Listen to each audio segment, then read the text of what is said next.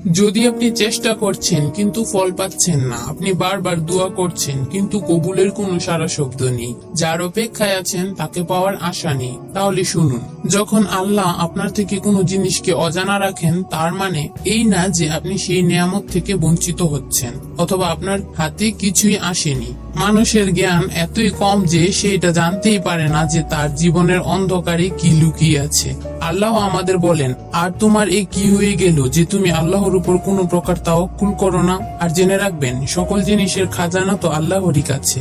যদি আজ কোনো জিনিস না পাওয়ার ভয় আপনাকে অস্থির করে তুলে আর আপনার মনে হয় আপনার দুয়ার কোনো আশার হচ্ছে না, তাহলে শুনুন, হাদিসে এসেছে যারা জমিনে আল্লাহর কাছে এমন দোয়া করে যার মধ্যে কোনো গুনাহ বা সম্পর্ক ছিন্নকারীর কোনো ইচ্ছা না থাকে, তাহলে হয়তো সে যা চায় তা দিয়ে দেন অথবা তাকে সেই দোয়া বরাবর কোনো বিপদ দূর করে দেন। জানেন কি আসলে দুয়ার রাস্তায় বাধা কেন আসে?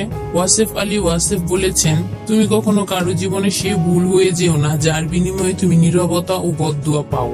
এই নীরবতাই তোমার কাজে বাধা সৃষ্টি করে। রাসূল সাল্লাল্লাহু আলাইহি ওয়াসাল্লাম বলেছেন যে ব্যক্তি চায় যে আল্লাহ তার কাজ সহজ করে দিক, তাহলে সে যেন আল্লাহকে ভয় পায় আর ভালো কাজ করে। কোন একজন জিজ্ঞাসা করেছিল যে কিভাবে বুঝবো যে যেই দোয়া আমি বারবার চাই তা কবুল হবে কিনা, তার ইশারা কি? তো শুনুন, যতটা আপনি আল্লাহর উপর রাজি হন ততটাই তিনি আপনার উপর রাজি হন। যদি আপনি মনের ভেতর অভিযোগ রেখে আপনার ভাগ্যকে প্রশ্ন করতে থাকেন, তাহলে আল্লাহ তার প্রতি এত নারাজ হন যে তার সকল দোয়া কবুল হতে বাধাগ্রস্ত হতে থাকে। জানেন কি আপনার উপর শয়তানের প্রথম আক্রমণ কি? যদি আপনি আপনার ভাগ্যকে দোষারোপ করতে থাকেন, এরপর শয়তান আপনাকে হতাশার অন্ধকারে নিয়ে যাবে। কুরআনে বলা আছে, যদি শয়তানের ওয়াসওয়াসা আপনার কাছে আসে তাহলে আল্লাহর কাছে আশ্রয় চান।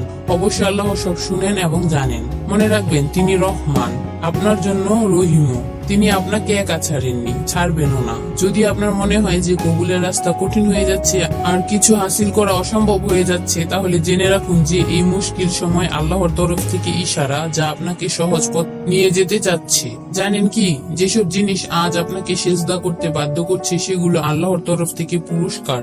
সেই চাওয়া, সেই দোয়া আর সেই সম্পর্ক যার জন্য আপনি দোয়া করেন, সেটা আল্লাহর তরফ থেকে ইশারা যে তার বান্দা তার প্রতি বিশ্বাস বজায় রাখে। মনে রাখবেন, আপনি হতাশ হবেন না, আল্লাহ আপনার সাথে আছে আর তিনি আপনাকে রাস্তা দেখাবেন।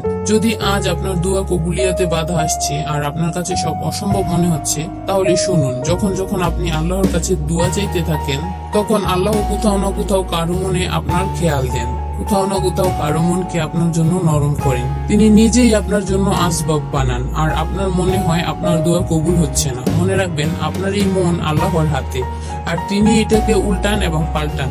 এক হাদিসে এসেছে যে তুমি নিজেকে কখনো বদদুয়া দিও না, আর যখন যা চাওয়া হয় তা আপনাকে দেয়া হয়। যদি খেয়াল করেন তো দোয়া কবুলের খাস আলামত এটাও যে আপনার কষ্ট, আপনার বেদনা, আপনার অস্থিরতা শেষ করে দেয়। আপনি অভিযোগ করা ছেড়ে দেন, আপনি আল্লাহর শুকরিয়া আদায় করতে থাকেন, আপনি মানুষকে বাদ দিয়ে নিজের স্রষ্টার সামনে কাঁদতে শুরু করেন। অন্য কাউকে আপনার অবস্থা শেয়ার করার পরিবর্তে আল্লাহর সামনে আপনার দুঃখ কষ্ট শেয়ার করতে থাকেন।